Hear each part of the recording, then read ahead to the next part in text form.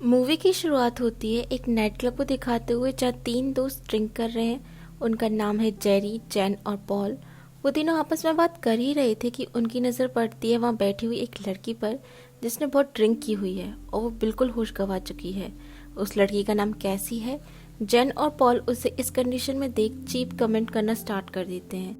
पर जेरी कैसी के पास जाता है और उससे पूछता है कि उसे किसी हेल्प की ज़रूरत तो नहीं है, जो कि एक रियल जेंटलमैन को करना भी चाहिए। जेरी कैसी को घर पर छोड़ने के लिए पूछता है और क्योंकि कैसी की कंडीशन ऐसी थी कि वो अपने आप घर नहीं पहुंच सकती थी, इसलिए वो एग्री हो जाती है। पर जेरी कैसी को उसके घर ड्रॉप करने की जगह अपने अपार्टमेंट में ले आता है क्योंकि उसकी नीयत में कुछ खोट था। मीन्स जेंटलमैन बना गैंगस्टर। वहाँ वो उसे और ड्रिंक कराता है और कैसी के कंसेंट के बिना ही उसे किस करना शुरू कर देता है। कैसी उससे रुकने के लिए कहते हुए कहती है कि मुझे अपनी तबीयत ठीक नहीं लग रही और वो सोना चाहती है। जिसके बाद जेरी उसे अपने बेड पर ले जाता है जहाँ वो उसे फोर्सफुली किस करता है और उसके कपड़े भी उतारने की कोशिश करता है। कैसी उससे ऐसा ना करने के लिए कंटिन्यूसली रिक्वेस्ट कर रही थी पर वो नहीं रुकता। बट सडनली कैसी एकदम खड़ी हो जाती है और कहती है तुम क्या करना चाहते हो, मैंने तुमसे मना किया कि मुझे मत छुओ। अब कैसी को देखकर ऐसा लग रहा था कि मानो कभी उसे नशा हुआ ही नहीं था। जिसके बाद सीधे हमें अगला दिन दिखाया जाता है। अब कैसी अपने घर में है और एक डायरी में जेरी का नाम लिखती है जहाँ बहुत सारे और लड़कों का नाम भी लिखा हुआ था। यहाँ हमें पता चलता है कि कैसी की एज 30 है। वो एक मेडिकल स्कूल ड्रॉप आउट है जिसके ना तो कोई फ्रेंड्स हैं और ना ही कोई बॉयफ्रेंड है। वो अपने पेरेंट्स के साथ उनके घर में ही रहती थी और एक कॉफ़ी शॉप में जॉब करती है। एक दिन जब कैसी कॉफ़ी शॉप में काम कर रही थी तब वहाँ उसका एक ओल्ड स्कूल मेट रायन आता है जो उसे देखकर पहचान लेता है। रायन कैसी से कहता है कि उसका मेडिकल स्कूल के टाइम से उस पर क्रश है, तो क्या वो उसके साथ डेट पर जाना पसंद करेगी। कैसी भी हाँ बोल देती है। उसी रात हम कैसी को एक नील नाम के लड़के के घर में देखते हैं जो जेरी की तरह ही कैसी को क्लब से अपने घर में लाया था। कैसी भी पहले की तरह ही फुल ड्रंक होने की एक्टिंग कर रही थी। कैसी वहाँ भी कह रही थी कि उसे अपने घर पर जाना है, पर नील उसे ड्रग्स देकर उसके साथ जबरदस्ती करने की कोशिश करता है और तभी कैसी उससे पूरे सेंसेस में बात करने लग जाती है जिससे नील एकदम डर जाता है और उसे लगता है कि वो कोई साइको है। नील कहता है कि मैं एक अच्छा लड़का हूँ और मुझे मत मारो। तब कैसी उसे कहती है कि मैं हर हफ्ते ऐसे ही फुली ड्रंक होने का ड्रामा करती हूँ और हर हफ्ते तुम जैसे अच्छे लड़के मेरी मदद करने के बहाने मेरा फ़ायदा उठाने की कोशिश करते हैं। मैं ऐसा इसलिए करती हूँ ताकि तुम जैसे अच्छे लड़के किसी दूसरी लड़की की मजबूरी का फ़ायदा उठाने से पहले 100 बार सोचें। जिसके बाद वो वहाँ से चली जाती है और कैसी का ऐसा करने की वजह हमें मूवी में आगे पता चलेगी। अब कुछ वक्त बीतता है। कैसी रायन को डेट करना स्टार्ट कर देती है।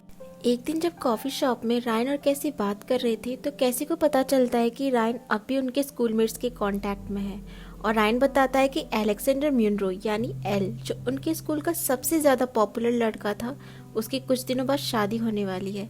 एल का नाम सुनते ही कैसी बहुत ज़्यादा बेचैन हो जाती है। अब यहाँ हमें पता चलता है कि एल ही वो लड़का है जिसकी वजह से कैसी और उसकी बचपन की दोस्त नीना फिशर को मेडिकल स्कूल से ड्रॉप आउट करना पड़ा।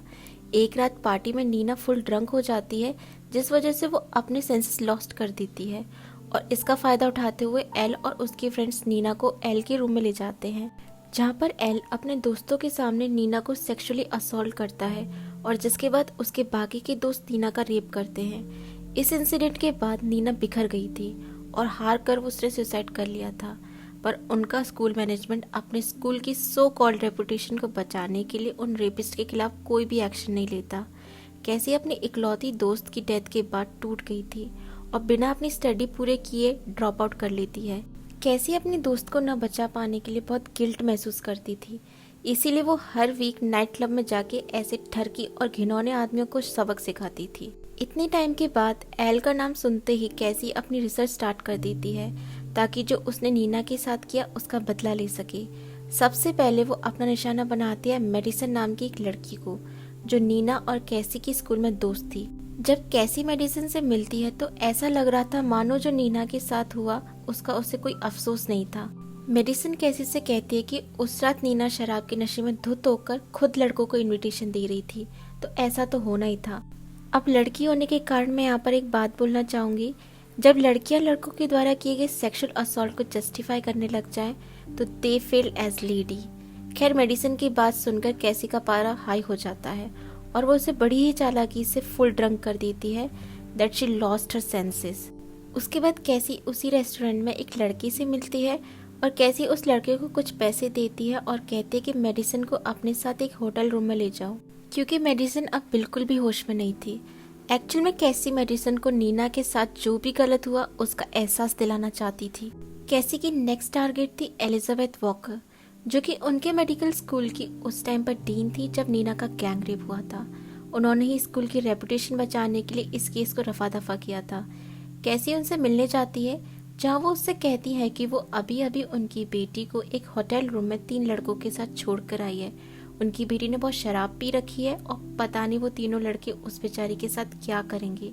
ये सुनते ही डीन उससे उस होटल का एड्रेस मांगने लग जाती है ताकि वो अपनी बेटी को बचा सके। काफ़ी देर पूछने के बाद भी जब कैसी उन्हें होटल का नाम नहीं बताती, तब डीन उससे नीना के साथ जो उन्होंने किया उसके लिए माफ़ी मांगती है। तब कैसी कहती है कि उनकी बेटी सेफ है। वो बस उन्हें एहसास दिलाना चाहती थी कि ऐसा जब किसी उस इंसान के साथ हो जिससे आप प्यार करते हो तो कैसा महसूस होता है। जिसके बाद कैसी पहुंचती है अपने थर्ड टारगेट के पास, जो कि था जॉर्डन। ये वही लॉयर था जिसने एल का केस अपने हाथ में लिया था और उसे सजा मिलने से बचाया था। उसने एल को ही नहीं बल्कि बहुत सारे रेपिस्ट को बचाया था। पर जब कैसी उससे बात करती है तो वो कैसी के पैरों में पड़ जाता है और कहता है कि वो सो नहीं पाता। उसने जो नीना और बाकी लड़कियों के साथ किया उसका उसे बहुत पछतावा है। जब से नीना ने सुसाइड की तो उसने कोर्ट जाना ही छोड़ दिया था। वो कैसी की मदद करने के लिए रेडी हो जाता है। जिसके बाद कैसी नीना की मॉम के पास जाती है, जहाँ वो दोनों नीना और कैसी की चाइल्डहुड मेमोरीज के बारे में बात करते हैं। नीना की मॉम कैसी से मूव ऑन करने के लिए कहती है, क्योंकि कैसी ने भी नीना के जाने के बाद अपनी लाइफ बर्बाद कर ली थी। जिसके बाद कैसी मूव ऑन करने की कोशिश करती है। वो रायन के साथ अपनी रिलेशनशिप को आगे बढ़ाती है। सब अच्छा चलने ही लगता है कि एक दिन मेडिसिन कैसी से मिलने आती है। मेडिसिन अपने बिहेवियर के लिए उससे माफ़ी मांगती है और उसे एक टेप देती है जो उन रेपिस्ट ने रेप के टाइम पर रिकॉर्ड किया था। कैसी उस वीडियो को बहुत मुश्किल से देख पाती है क्योंकि वो वल्गैरिटी से भरा हुआ था। उस वीडियो में वो एक लड़के की आवाज़ सुनती है जिसे सुन के वो शॉक हो जाती है, क्योंकि वो आवाज़ किसी और की नहीं बल्कि रायन की थी। जिससे कैसी को बहुत दुख पहुंचता है क्योंकि वो उससे प्यार करने लगी थी और उसके साथ अपना फ्यूचर देख रही थी। वो भी उन दरिंदों के साथ मिला था जिससे उसे बहुत दुख होता है। जिसके तुरंत बाद कैसी रायन के क्लिनिक जाती है, उससे उगलवाने की कोशिश करती है कि उस रात क्या किया उसने। कैसी रायन को ब्लैकमेल करती है कि अगर उसने उन लोगों की डिटेल्स नहीं दी तो वो ये वीडियो उसकी फैमिली, फ्रेंड्स और हॉस्पिटल में सबको दिखा देगी। जिसके बाद वो उसको वायरल भी कर देगी। ये सुनते ही रायन उन सब की डिटेल्स कैसी को दे देता है, जिससे कैसी को एल की बैचलर पार्टी की लोकेशन पता चल जाती है। वहाँ पर वीडियो के सारे लड़के आने वाले थे। कैसी डिसाइड करती है कि वो उसी दिन सबसे नीना का बदला लेगी। जिसके बाद वो एल की पार्टी में स्ट्रिपर बनकर जाती है। वो बहुत ही होशियारी के साथ वहाँ पे आए हुए सारे लड़कों को ड्रग्स दे देती है और एल को लेके बेडरूम में जाती है, जहाँ कैसी एल को हैंडकफ करके बेड से बांध देती है। एल को अब तक यही लग रहा था कि वो एक स्ट्रिपर है और वो उसके साथ एंजॉय करने वाला है। जब कैसी उसे हैंडकफ कर देती है, उसके बाद वो उसे अपनी रियल आइडेंटिटी के बारे में बताती है और ये भी पूछती है कि तुम्हें नीना फिशर याद है। नीना का नाम सुनते ही एल बहुत डर जाता है। अब कैसी एल से कहती है कि तुमने जो नीना के साथ किया उसके लिए नीना का नाम तुम्हारी पूरी बॉडी पर लिखा हुआ होना चाहिए। जिसके बाद कैसी एक सर्जिकल बॉक्स निकालती है। ये सब देखकर एल बुरी तरह डर जाता है और जो उसने नीना के साथ किया उसकी माफी मांगने लगता है। पर कैसी उसके ऊपर बैठकर एक सर्जिकल इंस्ट्रूमेंट से जैसे ही नीना का नाम एल के चेस्ट पर लिखने वाली थी, एल वैसे ही अपना एक हाथ छुड़ा लेता है और उल्टा कैसी पर भारी पड़ने लगता है। एल उसके फेस पर पिलो रख देता है और थोड़ी ही देर में उसे जान से मार डालता है। यहाँ मूवी की मेन और सॉलिड कैरेक्टर की डेथ हो जाती है, जो कि थोड़ा सरप्राइजिंग था। एल पूरी रात कैसी की लाश के पास लेटा रहता है। नेक्स्ट मॉर्निंग एल का बेस्ट फ्रेंड जो उस बेडरूम में आता है, वो वहाँ पर कैसी को मरा हुआ देख एकदम शॉक्ड हो जाता है। पर वो एल को संभालते हुए समझाता है कि उसमें एल की कोई भी गलती नहीं है और वो सब ठीक कर देगा। जिसके बाद एल और जो मिलकर कैसी की डेड बॉडी को जंगल के बीचों बीच जला देते हैं, जिससे उन्हें लगता है कि कैसी की डेथ एक राज बनकर रह जाएगी और एल बच जाएगा। कैसी की मॉम और डैड कैसी की मिसिंग रिपोर्ट लिखवाते हैं, जिसके बाद कैसी की तलाश शुरू हो जाती है। एक डिटेक्टिव रायन के पास इंटेरोगेशन के लिए जाता है। हालांकि रायन को पता था कि कैसी एल की बैचलर पार्टी में गई थी, पर वो डिटेक्टिव को ये बोलता है कि उसे कुछ नहीं पता और उन दोनों के ब्रेकअप को हुए 1 वीक हो चुका है।